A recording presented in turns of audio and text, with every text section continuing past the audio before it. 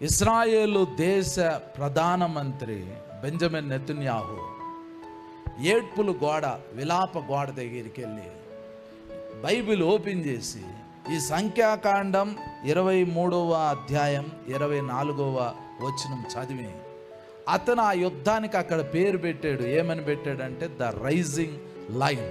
ఈ యుద్ధం పేరు ఆపరేషన్ ద రైజింగ్ లయన్. అతడు యుద్ధం ఏమని స్టార్ట్ చేశాడు అని అంటే, వాళ్ళు చెప్పిన లెక్క ప్రకారము ఈ యుద్ధం ఆగదు, ఎప్పటి వరకు ఆగదు, అణు కేంద్రాలన్నిటినీ డెస్ట్రాయ్ చేసి ఇరాన్ని పూర్తిగా నాశనం చేసేంత వరకు మేము వదలము అని అక్కడ ప్రార్థన చేసుకుని వచ్చాడు. సంఖ్యాకాండము 23వ అధ్యాయము 24వ వచనం. ఇదిగో ఆ జనము ఆడసింహము వలె లేచును, అది సింహము వలె నిక్కి నిలుచును, అది వేటను తిని చంపబడిన వాటి రక్తము త్రాగు వరకు పండుకొనదు. ఇశ్రాయేలీలు తమను తాము ఆ లయన్గా చూపించారు. ఇది బిలాము చెప్పిన ప్రవచనం. బిలాము అబద్ధ ప్రవక్త. అద్భుతమైన విషయం ఏంటి అని అంటే, బిలాముని బాలాకు అనే రాజు పిలిపిస్తాడు ఇశ్రాయేలీల్ని శపించమని.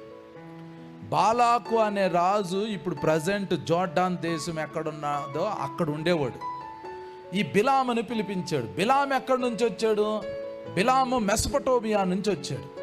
మెసొపొటేమియా అంటే 2 నదుల మధ్య ఉన్న ప్రాంతాన్ని మెసొపొటేమియా అంటారు. ఆ 2 నదుల మధ్య ఉన్న ప్రాంతం ఏంటి అంటే ఇరాన్, ఇరాక్. ఈ దేశాలే అక్కడ ఉన్నాయి.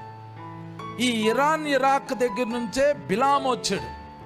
బిలాము వచ్చి చెప్పిన ప్రవచనం అంటే ఇరాన్ దేశ సరిహద్దుల నుంచి వచ్చినోడే ఇశ్రాయేలీలకి అగెన్స్ట్గా చెబుదామని వచ్చినోడే ఇశ్రాయేలీలకు అనుకూలంగా చెప్పి వెళ్ళాడు. అది ఆడసింహం రా, అది సింహంలాగా లెగుస్తుంది, అది ఎర్ర తినిద్ది, రక్తం తాగిద్ది, అది దాని శత్రువులను అణిచివేసేంత వరకు అది పడుకోదు అని బెంజమిన్ నెతన్యాహు ఇదే ప్రవచనాన్ని అక్కడ చదివాడు. అక్కడి నుంచి వచ్చిన ప్రవక్త మా గురించి పలికిన మాట ఇది దేవుడు అతని నోట్లో పెట్టిన మాట. అందుకనే దీనికి ద రైజింగ్ లయన్ అనే పేరు పెట్టి ఆ యుద్ధంలోకి దిగారు.